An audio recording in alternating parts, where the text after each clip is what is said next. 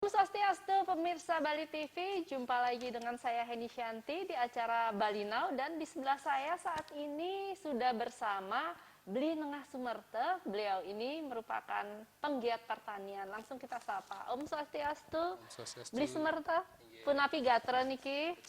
Sehat ya? Sehat-sehat. Salam sehat sedunia. Iya, iya. Apa nih kegiatan Bli Sumerte di tengah wabah pandemi COVID-19 nih? Apakah masih bersibuk-sibuk ria ataukah stay at home? Sebagai petani kita mungkin tidak bisa stay at home ya, karena kalau kita stay at home berarti siapa nanti yang menyiapkan makanan bagi yang stay at home kan, Betul, seperti itu. betul. Nah, karena prinsip bertani itu kita tidak bergerombol, jadi tidak berada di satu tempat dalam waktu bersamaan beramai-ramai. Jadi menurut saya kita masih bisa bertani secara safe dan tetap masih bisa mengikuti himbauan pemerintah untuk social distancing, karena berkebun sendiri kan kita bisa lakukan di masing-masing tempat seperti itu. Ya. Berarti tidak harus bergerombol datang ke sebuah lahan. Ya. Ada solusi lain lah ya di tengah wabah ini ya. Kita masih bisa tetap. Iya, yang penting fokus agar kita yang stay at home bisa tetap menikmati hasil pertanian, bisa tetap makan. Benar. Nah, sejak kapan sih Bli Sumerte ini fokus di sektor pertanian? Kalau ngomongin background, mungkin saya petani kelen gitu ya. Memang dari lahir sudah jadi petani. Meskipun kemudian ketika kita beranjak remaja dan dewasa, kita kuliah dan ngambil jurusan yang nggak ada hubungannya dengan pertanian. Gitu. Jurusannya apa saat itu? Saya D3 Bahasa Inggris di Udayana. Melenceng banget. Sangat jauh melencengnya. Tapi kemudian setelah kita bekerja banyak ketemu banyak orang. Saya kebetulan salah satu sekolah, jadi kita survei untuk mencari siswa segala macam ke tempat-tempat miskin. Ada banyak sekali yang menggelitik tentang pertanian ini kan, seperti itu. Sampai kemudian di tahun 2013 saya bertemu dengan komunitas di Buleleng, namanya Buleleng Agro. Itu waktu itu hanya 7 orang gitu. Cuman mereka adalah orang-orang yang kembali pulang ke pertanian. Ada yang ahli IT, ada yang akunting di perusahaan besar di Jakarta, seperti itu. Tapi mereka memiliki kesadaran yang sama bahwa kayaknya ini deh yang harus kita kerjain, seperti itu. Saat itu saya masih jadi pegawai di sebuah sekolah. Jadi sekitar 2013, baru kemudian 2015 saya memutuskan untuk memulai sambil masih di sekolah tadi. Kemudian 2017 memutuskan untuk udah lah kita bertani saja sudah gitu. Jadi keputusan finalnya 2017 kita benar-benar ingin bertani kembali. Jadi apa sih sebetulnya yang betul-betul membuat Bli Sumerte, ini memang sudah jalan aku di pertanian. Apa sih sebetulnya? Ada beberapa hal. Yang pertama, dari pengalaman saya perjalanan ke perkampungan ya. Jadi saya dapat tugas home visit namanya. Jadi mengunjungi calon siswa di suatu sekolah itu. Dalam waktu setahun mungkin ada ratusan keluarga yang saya temui. Yang sering membuat miris adalah misalnya mereka punya lahan. Punya tanah 2 hektar. Tapi setahun penghasilan cuma 15-20 juta. Mereka tidak punya kemampuan untuk mengelola tanahnya, tidak punya modal, tidak tahu komoditas. Ini sampai kita kan di hutan, di lereng Gunung Agung, kemudian di Nusa Penida gitu. Jadi yang bukan lahan-lahan pertanian seperti persawahan begitu? Lebih pada kebun. Tapi sebenarnya kan kebun sekalipun kalau misalnya mereka kelola dengan baik, itu sangat-sangat bisa menghasilkan gitu. Itu yang menggelitik. Yang menggelitik kedua adalah saya pernah mendapatkan pekerjaan tender seperti itu ya, sebuah rumah sakit di Singaraja. Kemudian saya mulai menghubungi vendor-vendor, ada yang ikan, daging, sayur, telur segala macam. Nah, yang bikin menggelitik adalah sayur dan buah yang ada di pasaran kita. Saya nggak berani nyebutin angka ya, tapi dari yang saya survei, dari teman yang saya beliin, itu dari 10 orang, 8 orang adalah bawa barang dari luar. Berarti kalau surveinya kan kecil sekali ya, saya nggak sampai ribuan nih. Dari orang yang saya ajak berinteraksi seperti itu sudah sedemikian jauh. Artinya kemampuan produksi kita di Bali itu masih jauh sekali. Masih kurang banget ya? Ya, dari kemampuan kita mengkonsumsi. Gitu. Kemungkinan besar kalau untuk masyarakat Bali sendiri mungkin masih cukup. Tapi orang Bali sekitar orang yang tinggal di Bali ya ada 4.200.000 sekian orang gitu. plus per tahun Anda bilanglah 10 juta tamu gitu, turis baik domestik dan mancanegara, itu yang kita kasih makan. Nah, ini yang buat saya berpikir, benar nggak orang Bali tidak punya kemampuan untuk memproduksi makanannya sendiri? Sementara yang saya lihat ketika saya berkeliling Bali itu, sebagian besar lahan masih tidak produktif gitu. Ada yang punya 1 hektar tapi yang ditanamin 20 are, karena kemampuannya nggak ada untuk nanam. Atau mungkin mereka tidak yakin dengan komoditas, dan tidak yakin ketika mereka produksi nanti jual kemana. Nah, seperti itu. Nah, kemudian di tahun 2019-18 ya, saya mulai ketemu dengan teman-teman yang kira-kira alirannya sama nih gitu. Orang-orang yang kayaknya jenuh hidup di keseharian, di rutinitas, dan pengen kembali melakukan ini, di mana peluangnya besar, pasarnya besar, tapi yang mau melakukan sedikit sekali di Bali. Sekedar perbandingan misalnya, satu hari itu ada 32 ton pisang masuk Bali. Jadi kalau segi angka itu sudah tinggi sekali. Artinya kalau kita mau ngerjain 32 ton itu, berapa hektar sih kita perlu punya pisang di Bali, baru bisa penuh angka itu gitu. Kemudian saya mulai ketemu dengan komunitas yang petani muda keren, kemudian lingkaran-lingkaran teman-teman di akademisi dari Udayana, dari UCDP gitu. Mulai mereka membuat ruang-ruang untuk kita bisa bekerja bersama gitu. Baru kemudian kita bicara komoditas. Apa sih yang bisa kita kerjakan? Siapa sih yang harus memproduksi apa gitu. Seperti itu. Baru di tahun 2018 ya, kita mulai bertemu. Jadi kita ada acara namanya Farmer Camps. Jadi para petani ngumpul 3 hari waktu itu, dan baru kita kemudian petakan. Kita mau ngapain sih sebenarnya gitu? Pasar apa sih yang mau coba kita create di dalam sini gitu?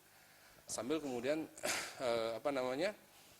mengencourage anak-anak kita, adik-adik kita, generasi muda kita untuk melakukan kembali lagi ke pertanian tadi seperti itu. Masih ingat nggak di Sumertel, tanaman apa sih yang pertama kali digarap? Kalau tanaman yang pertama kali kita ngomongin kalau masa lalu jauh sekali itu padi, saya ingat sekali padi. Karena kita petani subak ya, petani pertanian subak tanaman basah, jadi padilah yang kita kerjakan pertama. Berarti memang keluarga petani ya? Memang petani. Orang tua petani. Di Sumertel, ya berarti memang jiwanya memang sudah dari kecil sudah melihatnya itu ya, tanaman, padi, jadi memang jiwanya ke sana gitu. Nah, kalau itu yang dulu, kalau sekarang kita lebih kepada tanaman buah sama hortikultura. Jadi buah, kalau saya sendiri kita fokus di pertanian pisang, kemudian sudah mulai merambah ke alpukat. Ya, karena saat ini kalau kita lihat pasar alpukat kita besar sekali, tapi sekali lagi yang mendapatkan hasil dari besarnya pasar itu bukan kita gitu. Ada teman yang kirim dari Lampung, memang sih persaingan bisnis bagus gitu, bersaing ya. Tapi kan ada pertanyaan dalam diri kita, apakah kita tidak bisa memproduksi produk itu gitu? Apakah kita tidak punya kemampuan untuk menciptakan produk itu untuk kita jual di wilayah kita gitu. Nah, untuk sayur juga sama alasannya, kalau kita bisa memproduksi sayur itu di daerah kita, misi besarnya adalah kita bisa mendeliver sayur yang segar, yang yang mutunya bagus, dengan harga yang tentu saja lebih murah dibandingkan dengan yang didatangkan dari luar Bali, karena ada transportasi di sana, ada waktu kirim di sana. Sementara kita misalnya kita ambil di Batu Riti, kita deliver ke titik kumpul, kemudian kita jual secara online, kita deliver langsung ke rumah pelanggan, kan bisa sangat cepat sekali, lebih efisien waktunya. Berarti memang apalagi dalam situasi yang seperti sekarang ya, berarti memang sangat diperlukan kan pengiriman secara ke kadang-kadang orang yang stay at home tidak mungkin ke pasar. Berpikir karena kan itu tempatnya rame, risiko ada di pasar begitu. Jadi gimana perubahan dulu sebelum wabah sama sekarang? Kalau kita ngomong angka itu drastis sekali ya, karena kita apps belum jalan setahun, aplikasi kita pakai baru Android, kita punya aplikasinya, namanya Bos Farmer. Itu kalau saat ini saat sebelum wabah ya, kita tim admin cuma ada 3. Kemudian packaging sama delivery sekitar 9 orang. Nah, begitu mulai ada himbauan untuk mengurangi interaksi, work from home itu, kita sekarang tim sortasi, packaging sama delivery sampai 30-an. Bahkan kita sampai bekerja sama dengan perusahaan yang tugasnya delivery, ada kargo yang kita ajak kerjasama. Seperti itu. Nah, kalau ngomongin volume, otomatis kan di petani kita juga lebih banyak lagi bisa kita ambil produknya. Karena sebelumnya kita terus terang saja pasar terbesar kita adalah HoReCa, hotel, restoran, kafe. Jadi produknya pasti limited ya. Ada bahan burger, ada paprika seperti itu. Iya. Nah kalau sekarang sampai bayam potong, bayam cabut, jadi labu siam seperti itu jadinya masuk. Karena range produk yang diminta oleh customer kita juga lebih bervariasi. Iya, iya. Karena pandemik ini, karena Iya, jadi ada perbedaan ya. ya ada peningkatan. Ada peningkatan. Oke, baik. Oke, kita jeda saat ya, Oke, Bu Lismerta. Baik pemirsa, kita jeda saat, jangan kemana-mana, tetap di Bali Now. Baik pemirsa, masih bersama Bali Now dan masih bincang-bincang bersama Bu Lismerta. Nah, oke, tadi kita sudah bahas masalah sayuran yang di deliver ya. Nah, pasti ada juga permintaan seperti bibit-bibit. Contohnya lemon pasti. Nah, gimana Bu Lismerta? Ya,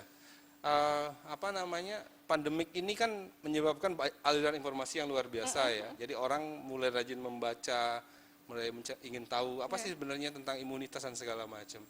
Ya, mungkin kita juga dengar tren orang mencari umbi-umbian, rempah-rempah gitu ya, di jahe, kunyit dan segala macam yang dipercaya mempunyai kemampuan untuk antiviral gitu. Iya.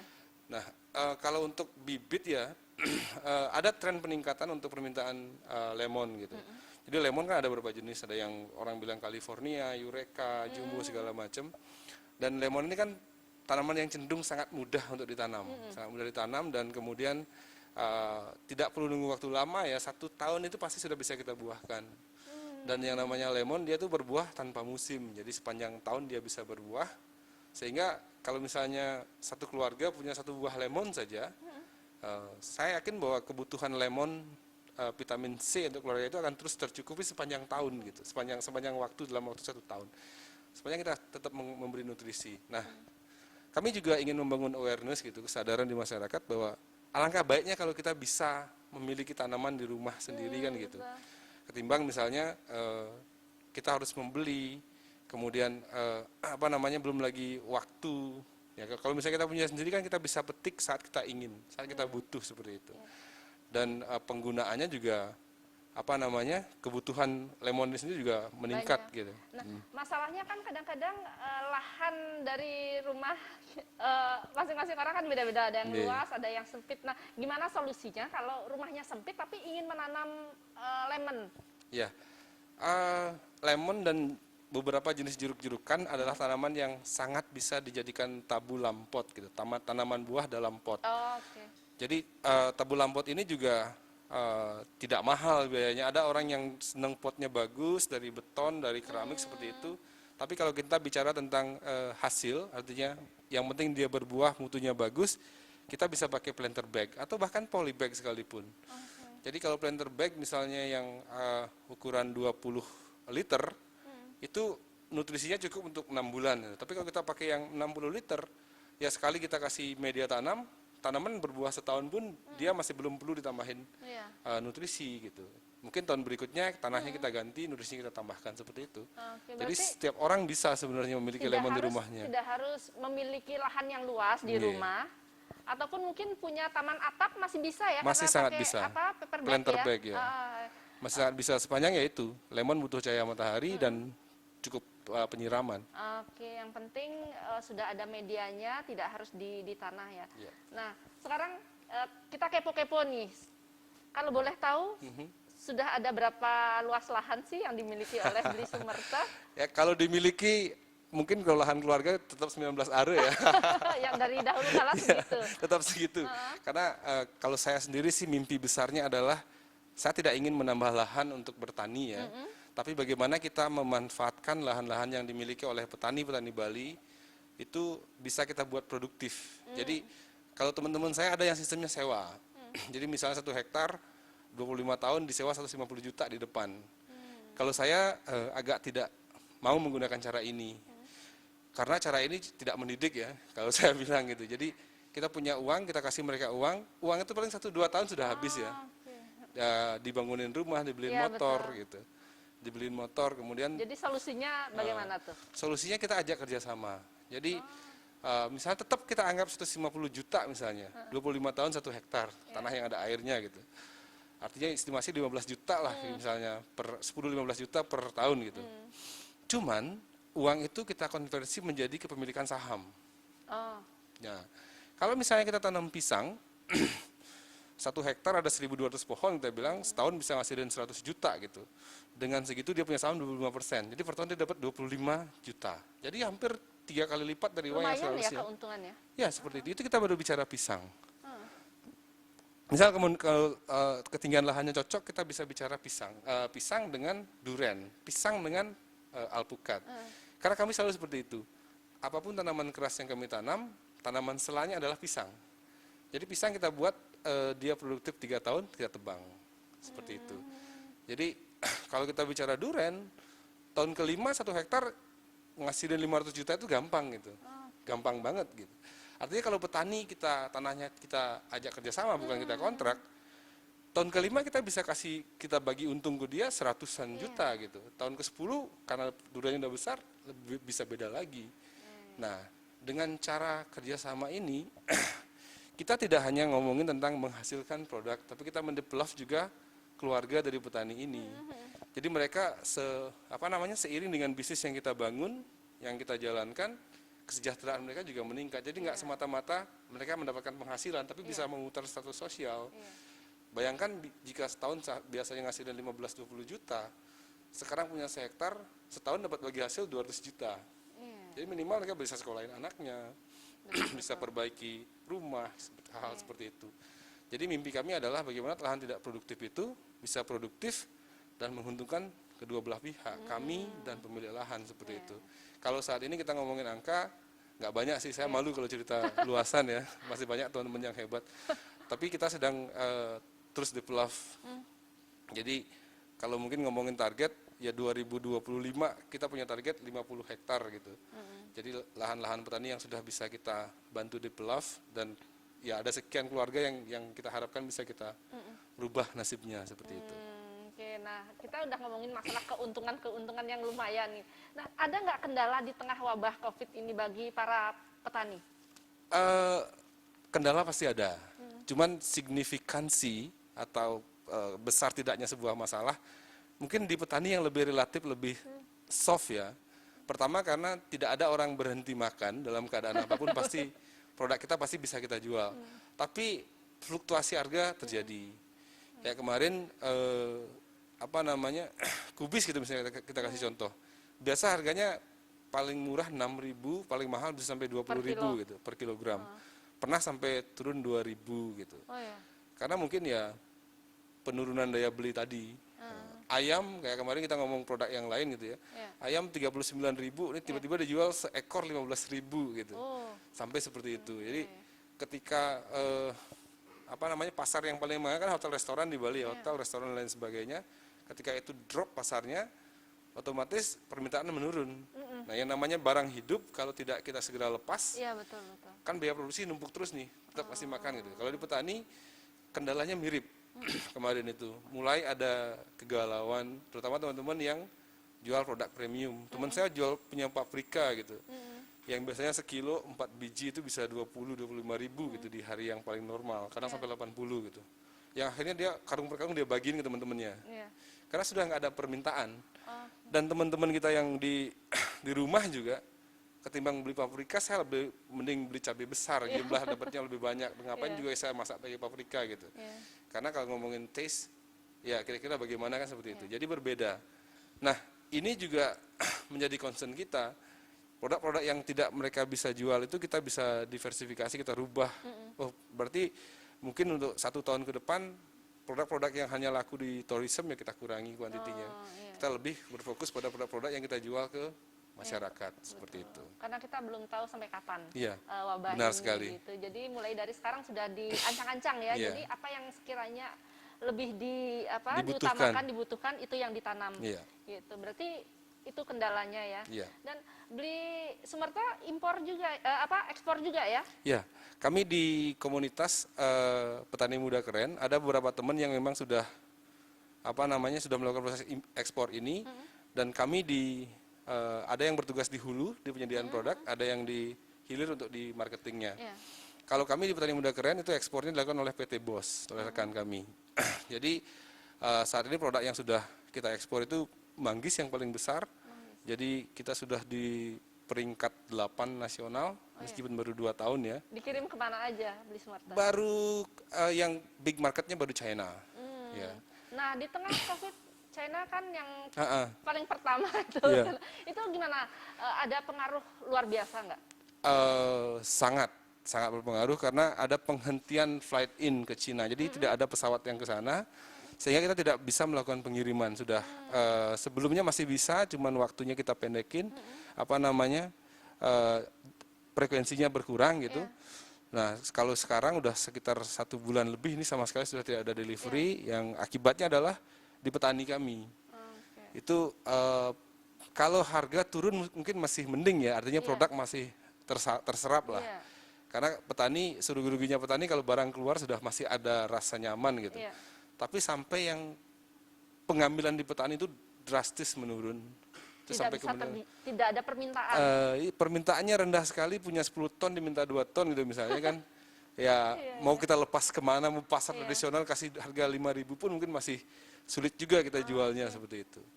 Jadi signifikan sekali pengaruh dari pandemik ini. Benar-benar banyak yang merugi lah ya, kalau bisa dikatakan begitu. Oke, baik. Ya, oke. Kita jeda saat di Sumerta.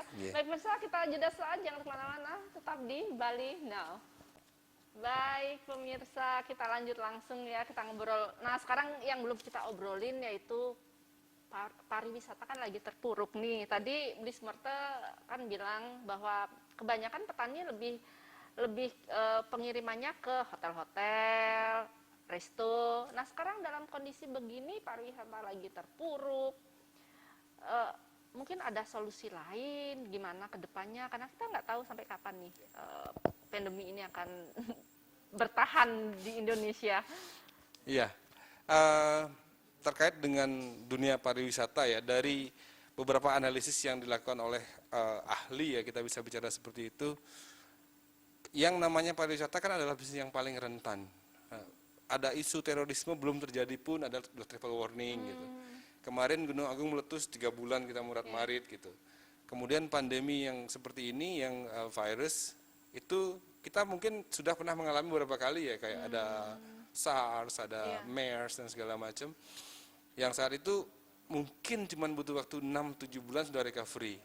Tapi yang skala global seperti ini dengan tingkat kematian yang luar biasa seperti ini, saya berpikir mungkin kita ngomongin durasi waktu, semoga saya salah ya, minimal setahun itu, paling cepat kita recovery. Kemudian setelah setahun itu kan baru recovery, artinya ekonomi baru jalan. Nah, kalau ngomongin tourism atau pariwisata, kan kita nunggu orang punya uang dulu nih. Mungkin 1 tahun lagi deh, mereka harus menabung dan segala macam. Baru kemudian pariwisata kita bisa mulai bernafas, mulai bergerak gitu. Karena tourism kita kan mass tourism ya, jadi yang pariwisata yang yang backpacker, yang middle class seperti itu, dimana mereka pasti biasanya kena impact yang saat ini gitu. Nah, untuk hal yang seperti itu mungkin saya bisa memberikan sedikit suggestion ya untuk teman-teman, untuk Semeton Bali, untuk kaula muda seperti itu, mungkin perlu juga melirik sektor-sektor lain gitu. Dalam artian janganlah kita menjadikan pariwisata itu sebagai sandaran utama. Mungkin kita anggap itu sebagai bonus yang kita miliki secara secara otomatis. Kita punya alam yang indah, punya budaya dan segala macam. Tapi alangkah baiknya jika kemudian kita kembali ke jati diri kita di leluhur kita. Jadi kalau dari saat saya SMP dulu ada mata pelajaran namanya OSAI gitu, Organisasi Sosial dan Adat Istiadat. Nah, di dalamnya jelas sekali menyatakan bahwa Bali itu adalah sosio-agraris religius gitu.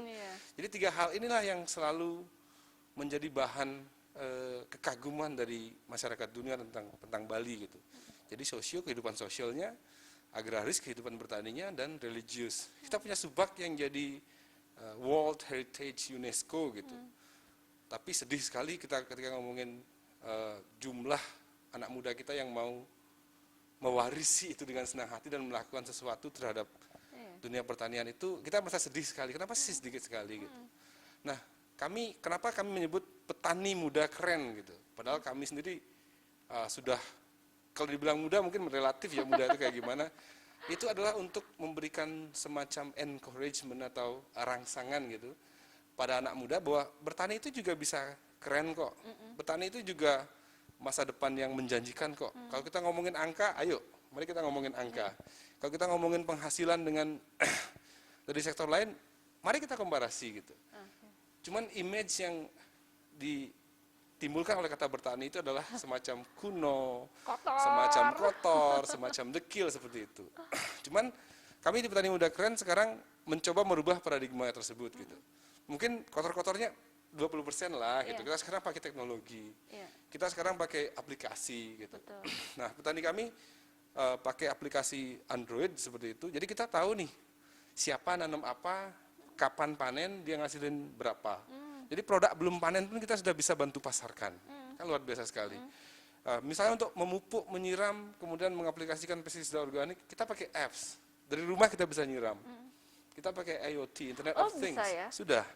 Jadi di kebun yang di hutan sekalipun kita pasang solar panel, sepanjang masih ada sinyal sinyal apa namanya GSM seperti itu, kita masih bisa ya dari rumah lah ya. Kita bisa jadwalkan sebulan kita nyiram berapa kali, berapa menit, berapa detik bisa. Pupuk hari apa dalam 1 bulan itu kita bisa kerjakan itu. Seperti itu. Jadi hal-hal yang merangsang rasa ingin tahu atau rasa ingin bergabung buat anak muda ini terus kita develop agar tidak terulang lagi kejadian saat ini. Saat sebuah pandemik menyerang dan sektor pariwisata kita agak kolaps seperti itu, baru semua orang panik. Kita makan apa? Kita makan apa? Betul.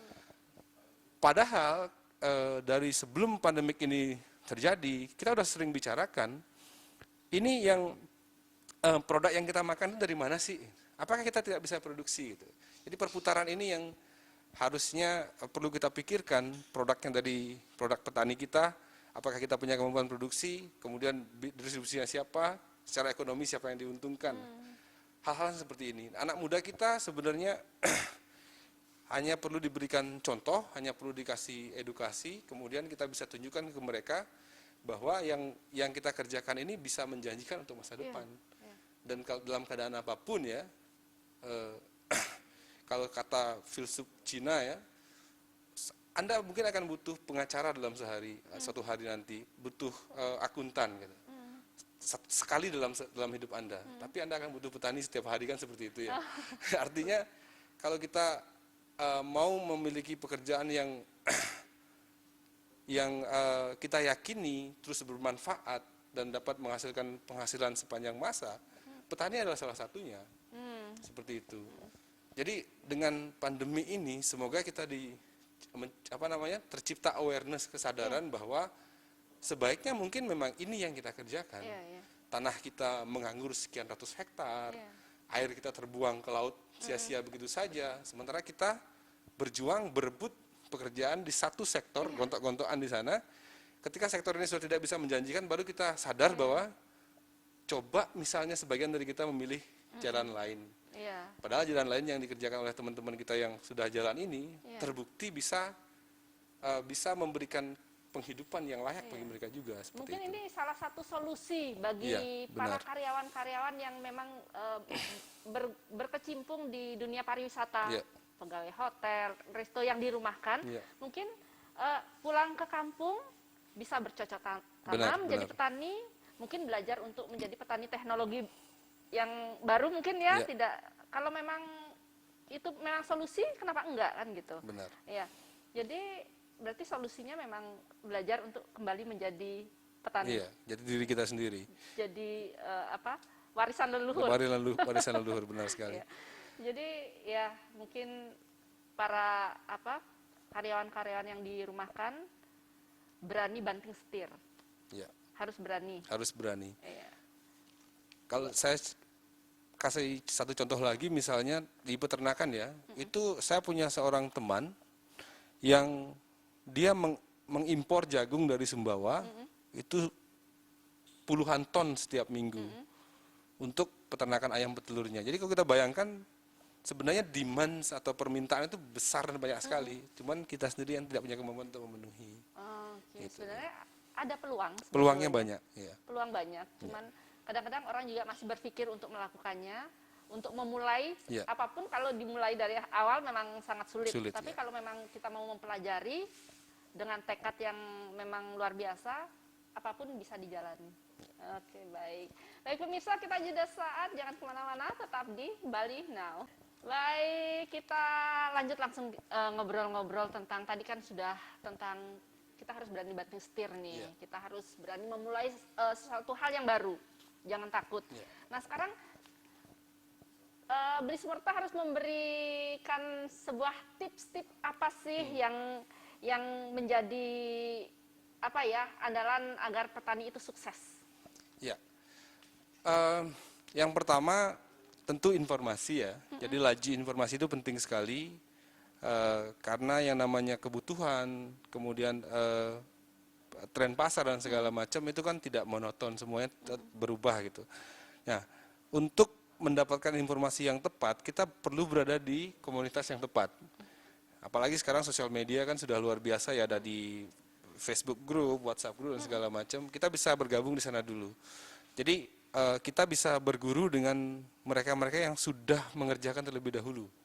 Jadi kalau misalnya teman-teman semeton yang ingin kembali bertani seperti itu, jangan khawatir meskipun terputus ilmunya ya dari leluhur kita, dari bapak, kakek dan segala macam, karena kita memutuskan untuk belajar disiplin ilmu yang lain kemudian bekerja, otomatis pengetahuan itu terputus gitu. Iya. Tapi itu bisa kita gali lagi di komunitas. Pasti ada praktisi yang berbagi, yang dengan sukarela berbagi ilmu, sehingga kita bisa mempelajari hal-hal tersebut gitu. Kemudian jangan takut untuk mencoba gitu. Kan sering sekali kita tidak mencoba karena kita takut untuk mencoba. Untuk memulai ya. Ini sebenarnya bisa nggak sih, ini gimana sih gitu. Jadi kadang punya tanah 20 are itu bisa tumbuh semak-semak semua gitu. Padahal kalau misalnya kita manfaatin kasih pepaya saja, pepaya 20 are itu cukup untuk satu kampung gitu loh. Apa sih sulitnya jual satu butir pepaya harga 10.000? Ya, karena sering kita seperti itu. Teman saya bahkan yang punya tanah 20 are, dia jualan kangkung di Denpasar, bisa kuliahin 3 orang anaknya hanya dari jualan kangkung gitu. Kelihatannya sepele ya Beli Sumerta ya. Kangkung 20 are. Nah, padahal dia tanahnya ngontrak juga punya orang gitu, tapi masih bisa survive gitu. Kemudian mungkin ini yang perlu kita jadikan kebiasaan lagi ya, kita mengulang lagi adalah mengurangi membeli yang kita konsumsi dengan cara berproduksi gitu ya. Sederhana sekali sebenarnya, kalau almarhum bapak saya bilang, kalau kamu punya tanah telajakan yang masih lapang, tapi kamu beli sayur dan cabai, kamu harus beli, ada yang salah dengan cara berpikirmu gitu. Artinya, jika cabai saja kita nggak beli, sudah berapa kita hemat? Misalnya gitu, sederhana saja. Atau mungkin kita di kos-kosan gitu, atau di rumah kecil, rumah kayak BTN seperti itu, kita bisa aja berkebun sayur dengan polybag, atau dengan yang lebih agak canggih dikit dengan hidroponik seperti itu. Kalau sehari kita bisa hemat 10.000, karena kita metik kangkung, metik sayur hijau, itu sebulan udah 300.000 gitu. Misalnya uang itu kita tabung. Nah, kalau ada pandemik kayak gini masih ada yang bisa kita ambil kan, seperti itulah istilahnya gambaran besarnya gitu. Cuman sering orang menganggap ribet sekali orang kita bisa beli sama yang kirim depan rumah bawa motor masih bisa beli gitu. Ya sekarang mungkin dibalik lagi, kalau kita bisa produksi kenapa kita harus beli kan gitu. Itu yang perlu kita encourage. Minimal yang selalu kita butuhkan itu sayur kita pasti butuhkan. Kemudian cabai gitu. Cabai seperti apapun keadaannya kita pasti perlu cabai. Dan itu kalau kita tanam di polybag, tanam 5 aja, itu udah lumayan. Sepanjang hari kita bisa metik cabai gitu. Itu. Kemudian kalau bicara tentang kesejahteraan, ya mungkin kita terpatrun pada fakta-fakta di lapangan bahwa memang benar banyak sekali petani kita yang masih di bawah ambang kesejahteraan. Petani gurem, misalnya ngalamin sendiri kita jadi petani penggarap gitu. Bagaimana beras yang kita produksi itu nggak nyambung. Jadi sepanjang tahun itu ada waktu jeda putusnya nggak ada beras gitu. Sehingga kita harus ada saudara yang harus menjadi kuli gitu untuk ngasilin beras gitu. Cuman jangan lupa juga bahwa banyak petani penggarap atau bahkan petani dengan lahan gurem sekalipun yang kehidupannya baik-baik saja. Yang bahkan lebih sejahtera gitu. Yang nggak harus bangun pagi digangguin alarm, nggak harus bangun pagi gitu. Dia bisa bangun dengan santai dan malam bisa tidur jam berapapun dia mau gitu. Dan kalau kita misalnya ngomongin lebih ke yang lebih level lebih tinggi bisnis pertanian, jangan salah juga gitu. Ada banyak juga petani yang misalnya hanya punya tanam 40 are, tapi dia konsisten nanam produk yang dibutuhkan pasar. Seperti saya punya guru gitu di Pancasari, Pak Mare namanya, beliau hanya nanam dua komoditas, paprika sama tomat. Dan karena mutunya diketahui bagus gitu, siapapun yang membutuhkan dua benda itu akan mencari beliau gitu. Artinya tanah saya cuma 40 are, tapi hidupnya sustain, semuanya baik-baik saja gitu. Nah, artinya kan seringkali kita merasa takut karena kita tidak tahu, karena pengetahuan kita tentang yang kita takutkan itu terbatas. Jadi sebaiknya bergabunglah di forum atau di kelompok yang memang fokus mengerjakan itu, sehingga akan terbangun pemahaman yang lebih holistik gitu. Oh, ternyata produk ini laku. Oh, ternyata menanam ini tidak seribet yang saya bayangkan. Oh, ternyata di rumah pun saya bisa memenuhi kebutuhan keluarga saya jika saya berfokus pada produk-produk yang saya butuhkan saja gitu. Artinya misalnya kita butuh 80 jenis gitu, minimal 20 kita tanam sendiri kan sudah lumayan berhasil namanya, seperti itu. Jadi kalau misalnya saran saya ke generasi muda, saya sering sekali didatengin sama adik-adik kita di Udayana yang Fakultas Pertanian, kemudian ada dari SMK Petang kadang ke tempat kita. Kemudian kalau misalnya ada teman-teman yang KKN itu mereka sering ngumpul-ngumpul, saya selalu sarankan jangan pernah berpikir bahwa kehidupan bertani itu tidak lebih baik daripada profesi yang lain gitu. Atau kalau kamu nanti jadi sarjana, jangan berpikir bahwa target kamu adalah untuk menjadi PNS saja gitu.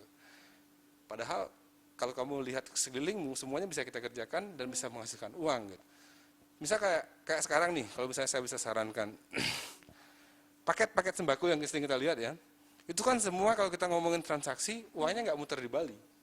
Oh ya? Kita beli beras dari Banyuwangi, Iya. kita beli mie, kita beli gula pasir, kita beli minyak gitu. Yang ini saya maksudkan ini kan peluangnya. Kalau peluang contohnya misalnya, udah nggak boleh ada mie gitu.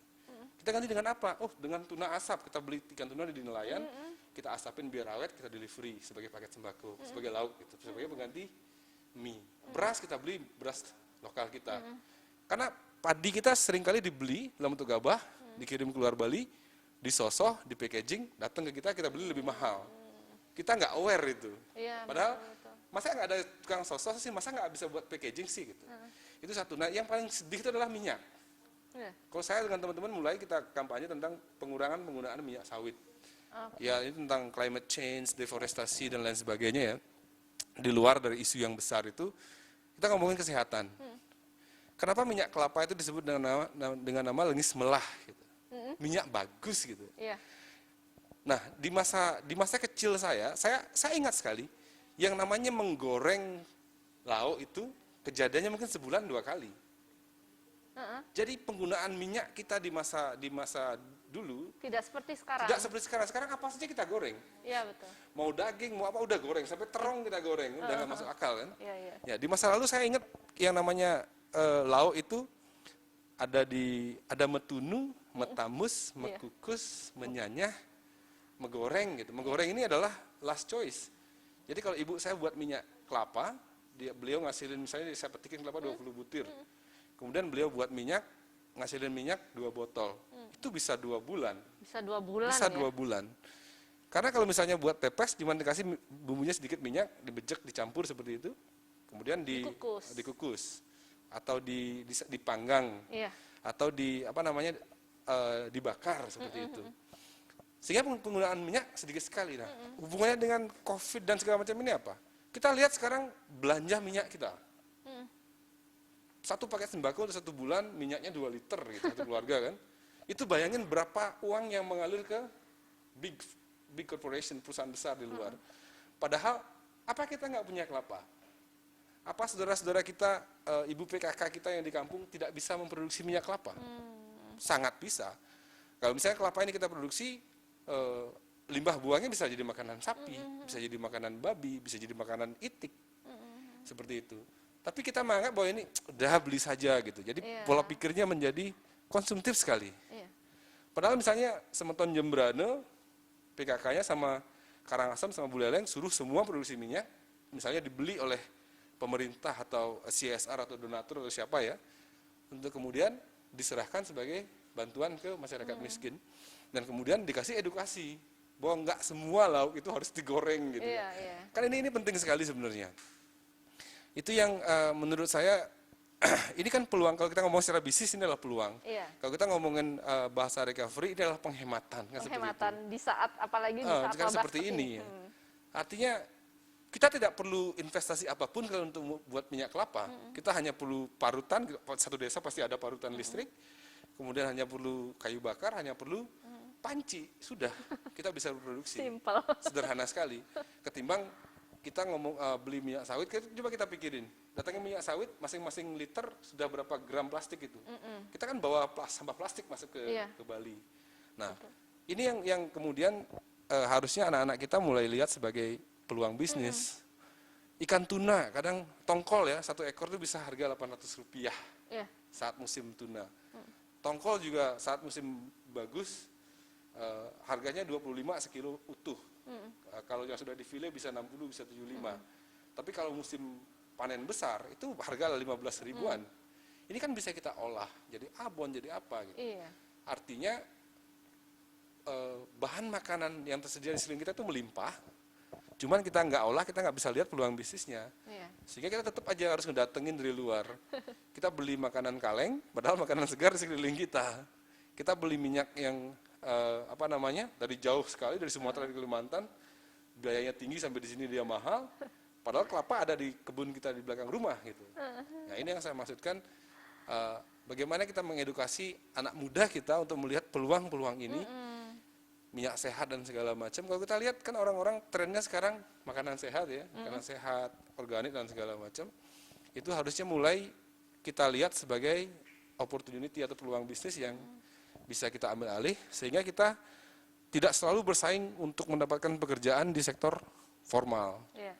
Pengen ya kerja pakaian rapi gitu lah. Padahal kalau kita bicara tourism, kita bicara pertanian, ya tinggal bagaimana kita mengemas sebenarnya. Bisa jadi kan pertaniannya kita bisa jadikan sebagai tourism juga kan, seperti itu.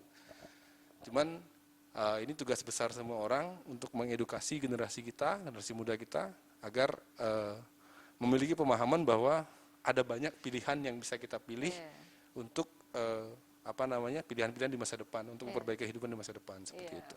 Pesan-pesan untuk generasi muda ya, agar mengubah mindset. Ya, benar sekali. Dan harus pandai melihat peluang. Ya. Ya. Jadi harapan Belinah terhadap sektor pertanian di Bali kedepannya seperti apa nih?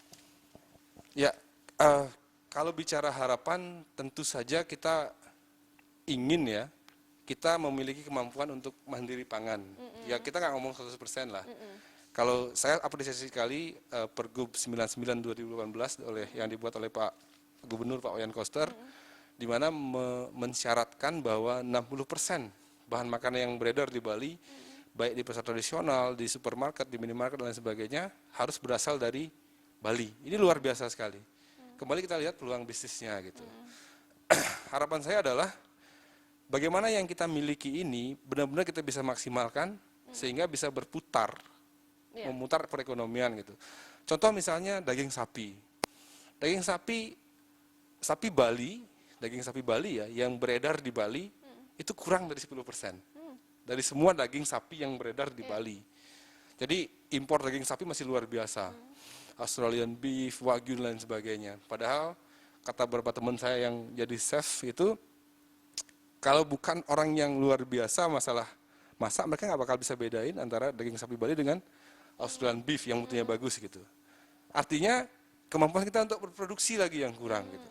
Nah, harapan saya pertanian, peternakan, perkebunan yang ada di Bali ini kita bisa kembangkan sehingga semakin sedikit kita tergantung pada daerah lain. Contoh tadi misalnya pisang. Pisang kalau untuk memenuhi 60% volume pisang yang berada di Bali harus berasal dari Bali, kita perlu punya kebun pisang minimal itu 2.935 hektar. Ini saya kalkulasi betul ini. Investasi sekitar 2,7 triliun hanya untuk menuhin pisang. Artinya itu angka yang besar sekali yang berputar. Pisang per tahun di Bali itu besar sekali perputarannya. Tapi yang mengambil peluang itu justru bukan kita. Padahal kita yang menjadi pengguna pisang. Sama juga sayur. Sayur tadi kan 8 dari 10 adalah ngambil sayur dari luar Bali. Artinya kalau ini bisa kita edukasi generasi muda, saya yakin dalam 2-3 tahun ke depan kita bisa merubah mindset mereka bahwa jika kita ingin memenuhi kebutuhan pangan kita saja, itu sudah membuka banyak sekali peluang kerja, banyak sekali peluang usaha. Jadi berhenti menganggap bahwa bertani adalah pekerjaan sampingan yang hanya perlu dilirik seperti itu.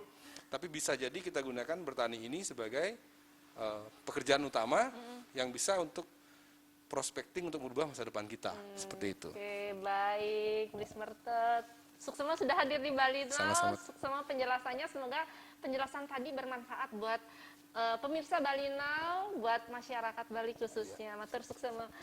Baik pemirsa, janganlah pernah menyerah ketika Anda masih mampu berusaha lagi. Tidak ada kata berakhir sampai Anda berhenti mencoba.